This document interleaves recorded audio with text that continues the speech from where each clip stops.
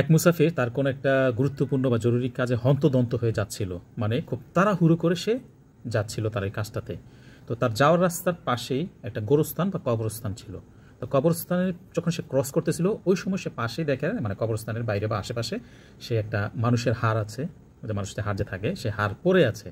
তো সেটা সে দেখেও না দেখার ভান ধরে, যেহেতু তার ওই কাজের চাপ বেশি, সে চলে যাচ্ছিল। তখন ওই মুহূর্তে ওই হাড়টা তাকে ডাক দিল, হে মুসাফির, একটু দাঁড়াও, একটু থামো।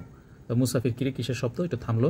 তো ওই হাড়টা মুসাফিরকে বলতেছে যে, হে মুসাফির, এত তাড়াহুড়ো কিসের? তাড়াহুড়ো করো না, তোমার মতো আমিও একসময় খুব তাড়াহুড়ো করতাম, আমিও একসময় তোমার মতো মানুষই ছিলাম। কি বুঝলেন? কিচ্ছু বুঝেন নাই না? বিষয়টা হইতেছে, আমরা দুনিয়া থেকে তো মরার পর কিছুই নিয়ে যেতে পারবো না। সম্পদ ধন যা আছে, শুধু ওই কি বলে সোয়াব টপ যা আছে ধর্মীয় মতো, সেটা নিয়ে যেতে পারবো। কিছু কিছু ক্ষেত্রে ওই যে আপনি যে কবরস্থানে যে জায়গাটুকু পাবেন না, সেটাও কিন্তু আপনার নিশ্চয়তা নেই।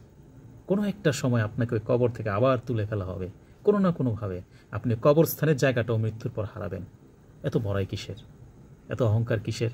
বা এত লুটপাট বা এত জুলুম কিসের করেন? লাভ নাই তো। মৃত্যুর পর কবরস্থানের জায়গাটাও আপনার জন্য চিরস্থায়ী না।